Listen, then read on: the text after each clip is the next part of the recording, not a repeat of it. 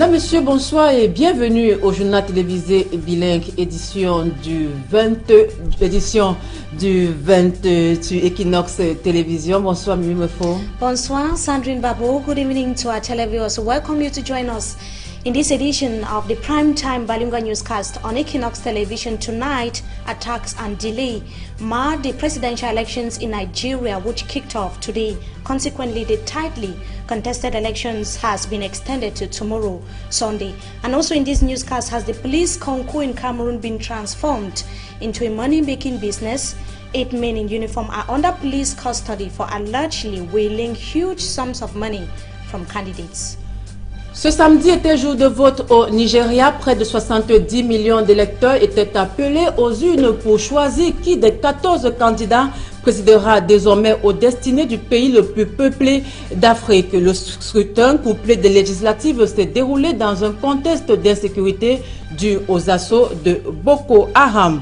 Des fonctionnaires de police soupçonnés de corruption, 8 au total, ils estorquaient de fortes sommes d'argent aux candidats inscrits au concours de la police. Ces présumés arnaqueurs, dont certains se faisaient passer pour des proches du délégué national à la Sûreté nationale, délégué général à la Sûreté nationale, ont été présentés au procureur de la République à Yaoundé. Voilà pour les titres.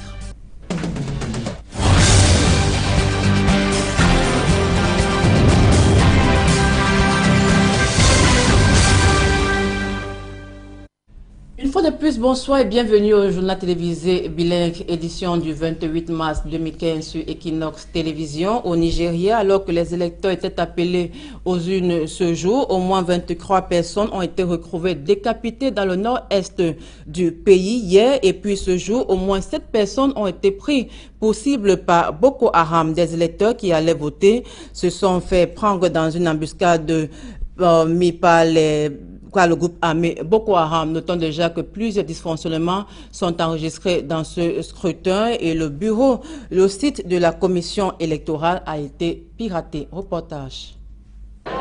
De longues files d'attente devant les bureaux de vote nigérians dès les premières heures ce samedi. Les 68 800 000 électeurs inscrits sont venus en masse pour choisir leur prochain président. Mais des retards ont été observés, dus notamment à des défaillances du système de lecteur de cartes biométriques expérimenté pour la première fois cette année. Dans certaines localités, les opérations ont même été suspendues. Elles reprendront dimanche. J'ai essayé 2 fois, 3 fois, et ça a échoué à chaque fois. Au final, ils m'ont donné un désinfectant pour les mains, mais ça n'a pas marché, alors j'ai laissé tomber. Même le président sortant a dû patienter. Je ne suis pas inquiet, non, je ne suis pas inquiet. Un scrutin qui s'annonce serré entre Goodluck Jonathan et Muhammadu Buhari, ancien général putschiste qui avait pris les rênes du pays dans les années 80. Je vais voter pour Buhari car il a déjà été au pouvoir. Je connais Buhari et les Nigérians ordinaires le soutiennent et lui compte sur eux, c'est pourquoi je vais voter pour lui. Je vote pour Goodluck Jonathan et son mouvement, le Parti démocratique populaire, parce qu'il faut de la continuité. Il a déjà fait beaucoup pour ce pays, bien plus que les précédents gouvernements. Un duel entre un chrétien du Sud et un musulman du Nord, dans un pays où les dissensions politiques attisent souvent les tensions religieuses. Certains redoutent des violences post-électorales, comme lors de la précédente présidentielle en 2011. Les affrontements avaient fait au moins 800 morts. Une crainte à laquelle s'ajoute la menace terroriste. Plusieurs attaques ont été perpétrées dans l'état de Gombe, cible récurrente des islamistes de Boko Haram. Ajoutons à la suite de cet élément qu'en raison des violences enregistrées ce samedi, les opérations de vote ont été suspendues dans certains bureaux et reprendront demain dimanche. Ainsi en a décidé la Commission électorale nationale indépendante, CENI. Et la vague de soutien à l'endroit de nos forces de défense au front se poursuit avec la réaction des forces vives de Konsamba, 42 500 000 francs CFA. C'est le montant collecté sous l'initiative du préfet du Mungo pour l'effort de guerre. Pour éviter toute fuite, le préfet a recommandé que toutes les prochaines contributions soient reversées au trésor public. Cyril Djemba et Etienne Pascal Azegue. Le département du Mungo a tenu lui aussi à manifester son intérêt et surtout sa compassion à l'endroit de nos soldats actuellement au front contre Boko Haram à l'extrême nord. Les contributions provenaient de toutes les couches sociales et c'est cet effort commun qui a permis de collecter séance tenante à la salle des actes d'un Konsamba la somme de 42 500 000 francs CFA. Il faut continuer pour arriver, n'est-ce pas, à bout de l'ennemi. Et pour arriver à bout de l'ennemi, il faut que tout le monde mette la main à la pâte. Il faut la mobilisation générale de l'ensemble des forces vives du département du Mungo. Et pour se rassurer que les autres fonds qui proviendront des âmes de bonne volonté soient en sécurité, le prophète du Mungo préconise que tout cela soit géré par la trésorerie générale. Tous ceux qui ont des contributions doivent venir les verser, n'est-ce pas, auprès du trésorier général, ici en Konsamba. Les forces vives du département du Mungo ne comptent pas limiter leur appui à l'armée camerounaise seulement par cet argent collecté. En ce qui nous concerne, c'est beaucoup plus pour les citoyens de donner des renseignements précis à tout le monde, de déclarer, de dénoncer haut et fort, mais alors des dénonciations justes, pas des règlements de compte. L'argent collecté a été remis au colonel du régiment d'artillerie sol-sol de Konsamba. Comme annoncé en titre, 8 présumés corrompus sous les verrous. Ils sont fonctionnaires de police et ont profité du dernier concours d'entrée à la police pour estorquer de l'argent aux candidats à hauteur de dizaines de millions de francs CFA. Ces présumés arnaqueurs, dont certains se faisaient passer pour des proches du délégué général à la Sûreté nationale, ont été présentés au procureur de la République à Yaoundé. Marcelin Gansop. Au lendemain de l'ouverture des concours d'entrée à la police, le délégué général à la Sûreté nationale n'a cessé de marteler que seuls les méritants doivent porter le béret noir. C'était un avertissement lancé en direction des milliers de candidats, mais également de ses collaborateurs qui seraient tentés par l'appât du gain. C'était sans compter avec la détermination de certains policiers et de leurs complices civils, prêts à tout pour se remplir les poches. Malheureusement, cette période que ces policiers véreux ont qualifiée sans vergogne de période de vache grasse leur réserve plutôt des surprises désagréables. Et voilà qu'on n'a pas encore fermé la page des examens, que les premières victimes tombent dans les filets des fins limiers de la police. Ce sont au total 8 personnes, dont des femmes, fonctionnaires de police pour la plupart. Ils ont cru devoir estorquer des dizaines de millions aux candidats en leur promettant un succès sans faille au concours d'entrée à la police. Et nombreux sont les candidats qui ont vu ce piège se refermer sur eux. Ce d'autant plus que parmi ces policiers véreux, il y avait un certain Emmanuel Nguélé qui se servait de son patronyme, semblable à celui de son patron, Martin Barganguélé, pour appâter les victimes. Leur arnaque n'a pas duré bien longtemps et l'exploitation des pistes indiquées par les victimes a permis de les mettre hors d'état de nuire. Les 8 présumés arnaqueurs que le délégué général à la Sûreté nationale qualifie de corrompus ont été présentés au procureur de la République le vendredi 27 mars 2015. C'est devant les tribunaux qu'ils vont bientôt répondre de leurs actes, en espérant que cela va servir de leçon aux autres. Pendant ce temps, les concours se poursuivent avec ce samedi 28 mars, l'entrée en scène des candidats qui aspirent à devenir inspecteurs de police. Le canton de Daido a un nouveau roi. Esaka Ekwala James Frédéric a été installé par le préfet du département du Vouri ce samedi à l'esplanade du collège Alfred Saquet de Douala. Cela faisait 16 mois déjà que ce trône était vacant suite au décès de l'ancien chef père du nouveau. Parmi les missions principales, il y a la consolidation de l'union des 6 villages de ce canton. Eri Massia Ndjomo et Carlos Minoé ont pris part à la cérémonie. Le compte rendu. 38 ans sonnés, il fait partie de la caste des jeunes chefs Sawa. Frédéric James Esaka Ekwala était jusqu'à la mort de son père, un Camerounais ordinaire travaillant en France. Depuis le mois de mai 2014, il a officiellement succédé à son géniteur suite à une assise présidée par le préfet du département du Vouri, Nassiri Paul Beya, en présence de tous les notables et des chefs des villages concernés.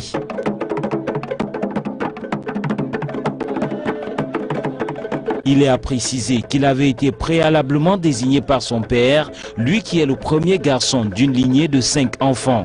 Il régnera jusqu'à sa fin sur le canton d'Edo, présenté comme l'un des plus grands dans le littoral. S'agissant des attentes que ce canton a par rapport à son nouveau chef, vous savez, le canton d'Edo est un très grand canton, avec 6 villages qui vont très certainement appuyer ce nouveau chef. Ce nouveau chef qui est jeune certes, mais qui a vécu dans un environnement qui le préparait très certainement à cette destinée. Les attentes de ces sujets sont nombreuses, mais le plus important porte sur l'union de tous les fils et filles du canton d'Edo, l'entente entre les 6 villages qui le constituent.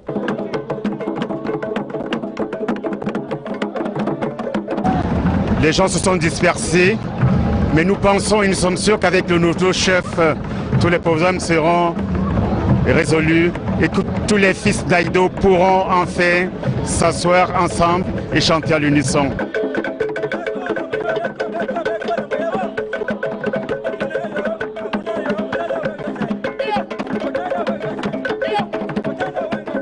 Frédéric James Essaka Ekwala est marié à une Française, Marie-Liès Ekwala Essaka, qui logiquement devient reine des Deido.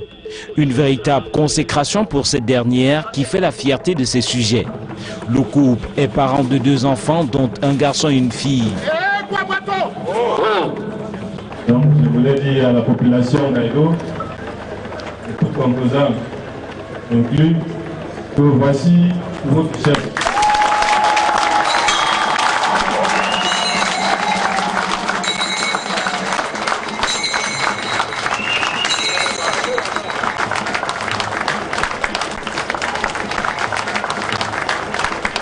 Sa Majesté Frédéric James Essaka Ekwala peut tout aussi compter sur les chefs des villages constituant le canton d'Edo, Bonateki, Bonamouti, Bonadindje, Bonatene, Bonamunduru et Bonantone dans l'accomplissement de ses missions.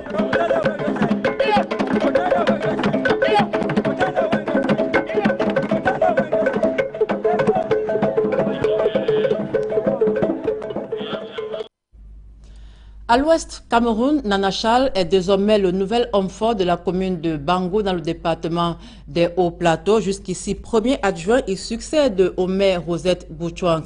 Décédé, l'élection du nouveau magistrat municipal de Bango est passée presque inaperçue. Jérôme Nassi Sobzé nous en dit plus. Plus de 5 mois après le décès de Mme Bouchouang Rosette, maire de la commune de Bango, dans le département des Hauts-Plateaux, les populations ne se sont toujours pas remises de ce départ. Elle est toujours appréciée. Pour nous, elle n'est pas morte. Parce que le deuil que nous allons faire ici, ça sera de venir voir dans tout le Haut-Plateau. Après de nombreuses spéculations sur le probable successeur de Mme Bouchouang Rosette, la loi prévoyant dans le cas précis l'organisation après 60 jours de nouvelles élections, les langues se sont enfin déliées dans la maison. Vous savez, les textes prévoient que lorsqu'il y a vacances de poste dans une commune au niveau de l'exécutif municipal, dans les 60 jours, il doit y avoir élection pour désigner un remplaçant, un nouveau maire. Et c'est ce qui a été fait ici. L'administration a joué son rôle. Notamment le préfet qui a sur la tutelle de la commune a organisé dans les 60 jours, c'est-à-dire le 28 novembre 2014, il a organisé des élections au niveau du conseil municipal pour qu'il y ait un nouvel exécutif. Et moi-même, en modeste personne, j'ai été élu maire. Il s'appelle Nana Chal. Il aurait donc été élu en toute discrétion, loin des hommes des médias, et ceci par acclamation. Le nouveau maire, qui attend toujours d'être installé, entend dans les toutes prochaines semaines organiser avec ses frères et pères des funérailles dignes de ce nom à celle-là qu'ils appelaient affectueusement maman. Mais avant l'installation, nous voulons d'abord organiser, et nous sommes en train d'organiser des funérailles dignes de notre mère, de sa personnalité. Le souvenir de cet élu local, c'est la même qui, à travers son dynamisme, a transformé positivement la ville de Bango en quelques années seulement, et reste dans les mémoires même des personnes les plus démunies. comme Madame Boutoua et moi, nous on attend une nouvelle maire pour mettre là, pour continuer ce que Madame le maire a commencé, de nous nettoyer un peu, au moins les rigoles que le maire a commencé. Cette rue, qui va de la sous-préfecture de Bangou pour la mairie, a déjà été baptisée avenue Boutouan-Rosette. Quant à ce carrefour, qui accueille les visiteurs dans le centre-ville, il a lui aussi été baptisé Place Mama Rosette. Selon des informations puisées à bonne source, c'est le même homme qui occupait le poste de premier adjoint au maire et qui dirigeait véritablement la commune de Bangou. C'est sur le regard du calendrier fort chargé des listes disparues, dont les réalisations faites par elle, notamment en infrastructure routière et en adduction d'eau potable, sont désormais connues de tous. On en sait un peu plus sur la personnalité d'Andreas Lubitz, l'ex-petit ami du copilote de la Germanwings s'est exprimé dans la presse allemande. Il lui aurait confié qu'un jour tout le monde connaîtrait son nom. Des précisions à nos confrères de France 24. Ce sont de nouvelles révélations accablantes. Interrogée par le Bild, une ex-petite amie d'Andreas Lubitz témoigne. Sous couvert d'anonymat, elle évoque une phrase étrange que lui aurait dite le copilote.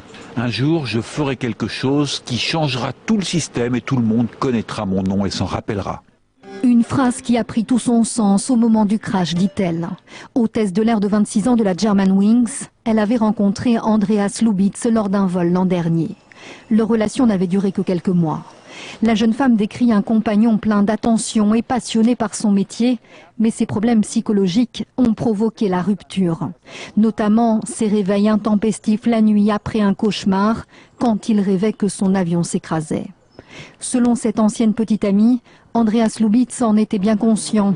Son rêve de devenir capitaine chez Lufthansa lui était inaccessible. Alors le jeune copilote de la Germanwings aurait-il prémédité son geste ? Vendredi, lors de perquisitions menées à son domicile de Düsseldorf, les enquêteurs ont retrouvé des arrêts de travail déchirés allant du 16 au 29 mars. Il n'aurait donc pas dû voler. Suivi depuis 2009 pour des problèmes psychiatriques, Andreas Lubitz était à plusieurs reprises ces 2 derniers mois venu en consultation à l'hôpital de Düsseldorf. Autre question, avait-il pu réellement cacher son état de santé et son dossier médical à son employeur ? Information à caractère commercial à présent, Orange Cameroun lance la 3G+. L'entreprise de téléphonie mobile se déploie depuis ce samedi dans la ville de Douala pour faire découvrir le produit à sa clientèle. Regardons à présent les images de cette opération de force dans ce reportage. Sur le site du parcours Vita de Douala, Orange Cameroun fait une démonstration de force. Orange propose à ses clients à Douala de venir découvrir la 3G+ d'Orange et surtout de voir quelle est la différence entre la 3G et la 3G+ d'Orange. L'autre chose que les clients pourront découvrir, c'est qu'ils pourront tester, ils pourront avoir des démonstrations, voir comment ça marche, qu'est-ce qu'il faut pour accéder à la 3G, mais surtout voir également les offres 3G+ que Orange amène sur le marché. Ce sera la fête entre Orange et ses abonnés ici au parcours Vita de Douala. Les techniciens sont à l'œuvre. Des espaces sont aménagés pour permettre aux abonnés de découvrir la 3G d'Orange Cameroun. Le client il est accueilli à l'entrée, comme vous l'avez vu, sous l'arche Orange. Après, nous l'invitons à passer dans un sas spatial. Alors, c'est une façon de parler, c'est tout simplement un endroit où nous allons exécuter toute une série d'expériences digitales via la 3G+ Orange. Une fois que le client passe cette étape, nous l'accueillons dans la deuxième phase du projet qui consiste à lui faire une démonstration des offres, des produits et services d'Orange Cameroun.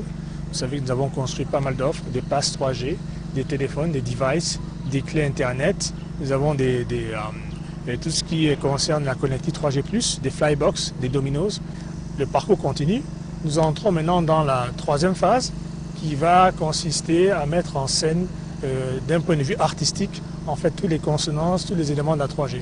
Donc nous aurons une série d'animations qui va des concerts musicaux avec des concours, des concours de danse, toute une animation sur le podium que vous avez vu derrière qui est en train de se mettre en place avec un superbe écran géant qui va relayer aussi en direct l'événement et qui va permettre aussi de faire passer des messages pour mieux éduquer les clients sur la 3G+.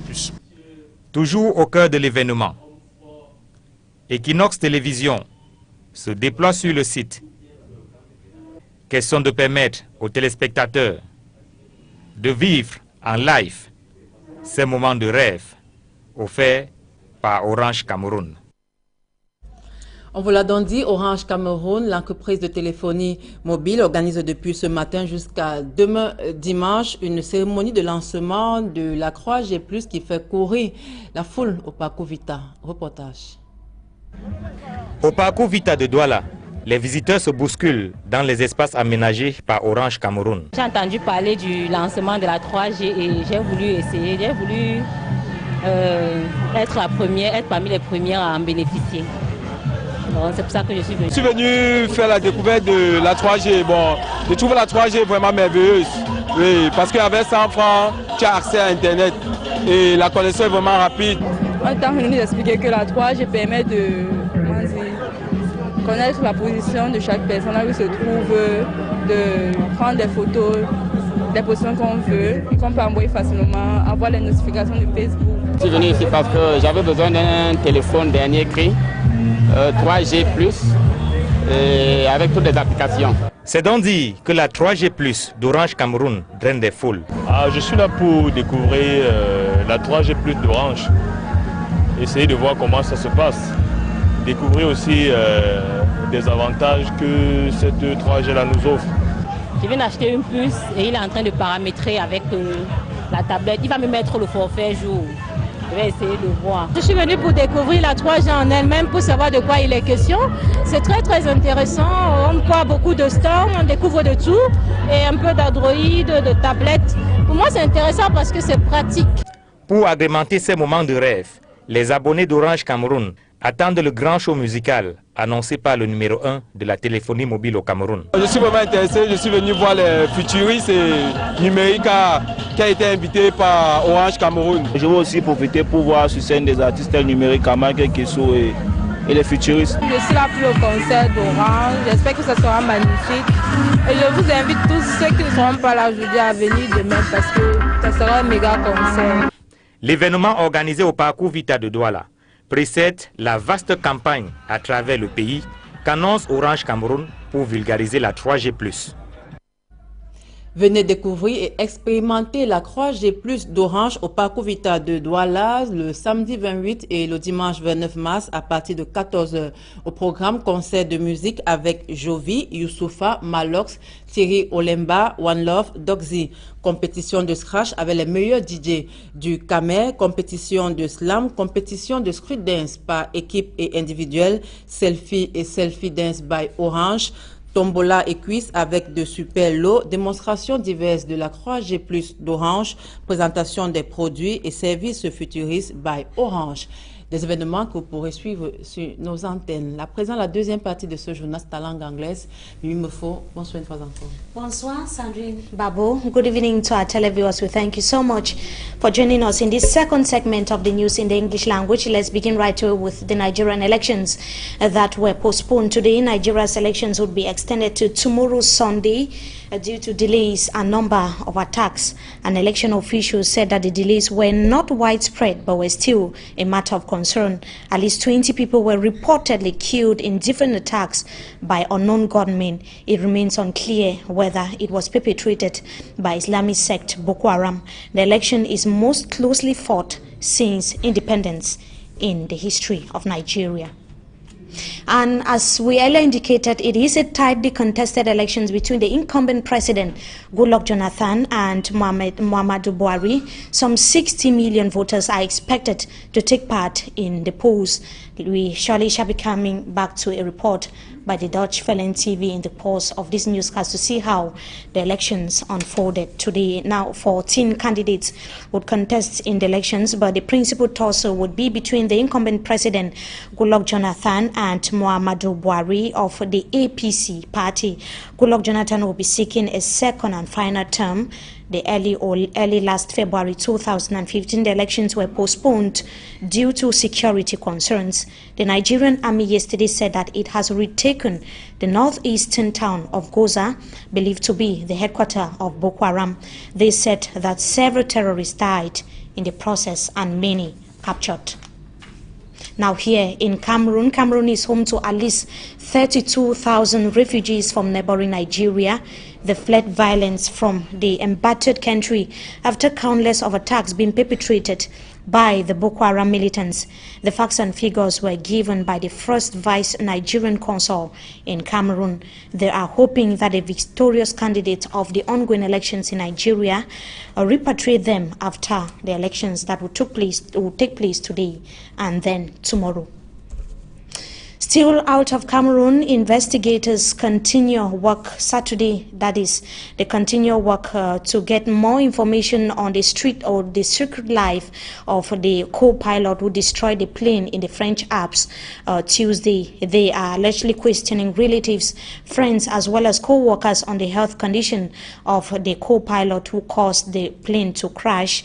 Relatives have so far who have been visiting the crash site have remained inconsolable. And just to know that Germany is to hold a national memorial on April 17th to pay tribute to the 150 people who died in the crash that took place last Tuesday. Meantime, search team continue with their very, very difficult mission. Details with the Dutch Welle TV. Of course, we shall be coming back to that in our subsequent newscast. Now, Cameroonians continue to mobilize efforts to fight against Boko Haram in the far north region of the country. The population of Konsamba, that's in the Mongo division of the country, contributed the sum of 42 million francs CFA to help tackle the Boko Haram phenomenon and also support the defense forces that are fighting against Boko Haram. The initiative was piloted by the senior divisional officer for the Mongo. He urged future contributors to transfer the money at the state treasury to guarantee transparency. That's an effort being put in place in the Mongo division of the littoral region to combat Boko Haram in the far north region of the country, and that initiative is coming after that of the littoral region, the nation's capital, and the northwest region, as well as other parts of the country. Now the chief of the Dedo Canton has finally been installed. The ceremony confirming the legitimacy of Chief Ekwala Isaka Frederick on the throne took place today under the auspices of the senior divisional officer for Vori, Paul Nasser Bia. His enthronement is coming 6 months after the passing of the late Fon. Chief Ekwala Isaka has been urged to reinforce unity in Dedo and also in the entire Vori division. Now, as far as the replacement or the enthronement is concerned, let's come back to the place of the Douala 5 or the issue of the Douala 5 municipality, where municipal councillors at the Douala 5 council are demanding the strict implementation of the law on decentralization during the election of a new mayor to replace Francois Foning, that's the late mayor of the Douala 5 municipality who died last January. The party wants the ruling CPDM to hand over to the opposition the post of the deputy mayor. Let's have the details of that report won for Hansen Chanji. Le SDF demande que l'article 60 soit appliqué dans son intégralité. The Social Democratic Front Party, which has 8 councillors at the Douala 5 municipality, is not interested in replacing Francois Foning as mayor. But the party is demanding the text on decentralization, especially Article 60, be respected.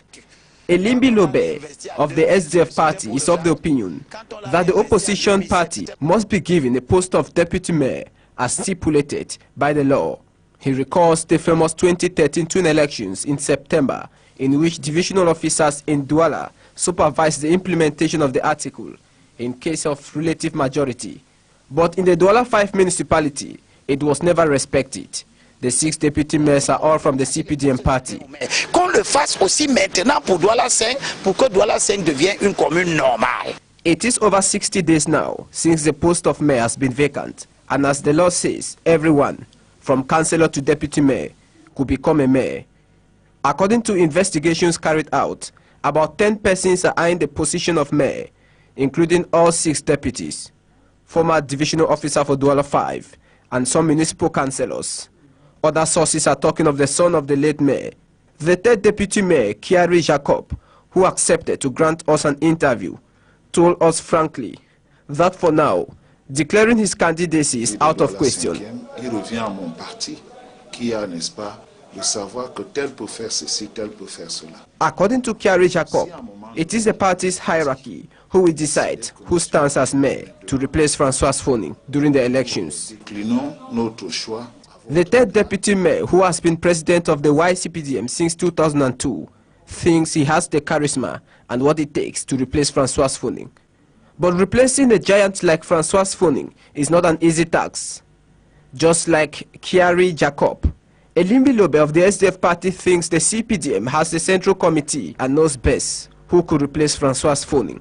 There are now 59 councillors, deputy mayors inclusive. The UPC is represented by 2 councillors, the SDF 8, the MRC 4, PADEC 2, and the CPDM 43. The stakes are therefore high, and the fight could take a tribal dimension, longevity, popularity, the highest bidder. Only secret meetings at the moment are being held, because talking about replacing Francois Foning in public and at the CPDM party is now like a Now it is the mango season, or almost the mango season in the country, and doctors in Lum, Mongo Division of Cameroon, have advised locals against the haphazard consumption of mangoes. They are saying that according to them, it is dangerous for consumption, hence could lead to diarrhea or even a cholera. For Hansen Chanji took keen interest on the consumption of mangoes and now tells us more in the following report. Tree-ripe mangoes are now almost everywhere in Cameroon and has overtaken a lead in consumption. This is the season. This member of the drupe family has many shapes and color, from green, red, yellow and orange. They have been named as the most widely consumed fruit in the world. In Lum Mongo division of Little region of Cameroon, mango now sells at a cheap price, sold in different bus stops and popular joints. The prices of each pocket varies from 300, 500, 700 and 1,000 francs CFA, but it largely depends on the unwritten contract between the buyer and the seller. As people go about eating mango on a daily basis, doctors have something to say. C'est la manipulation de ce fruit et la façon dont... Dr. Ndumbe Fields is director of the Lum Hospital. He says the manipulation and consumption of mangoes should be strictly under good health conditions. He says that mangoes that fall off from the tree are often consumed without being thoroughly washed, which is dangerous to the health of the individual because germs often find it a safe place to hide. It can therefore be a good means of transmitting diseases. The chief of the Hygiene and Sanitation Department at the Lum Hospital, Louise Metcon, says people should avoid eating mangoes in farms, picked from the ground, as well as sales points. He says that the safest place to eat mango is at home when it has been properly washed and rinsed. Unclean mangoes could cause an individual to contract diarrhea, dysentery, cholera, among others. Meanwhile, clean and germ-free mangoes, especially the golden yellow color, helps the body to fight against asthma, diabetes, heart diseases, decrease age-related macular degeneration, colon cancer, among others. And for Hansen Chanji, they're reporting on the consumption of mangoes in Cameroon. They're bringing us to the end of this edition of the Primetime Bilingual Newscast on Equinox Television viewers. We thank you so much for joining us. Good evening to you, Sandrine Babo. Bonsoir, Mimi Mefo. Mesdames, Messieurs, merci de nous avoir suivis. Surtout bonne suite des programmes sur Equinox Télévision.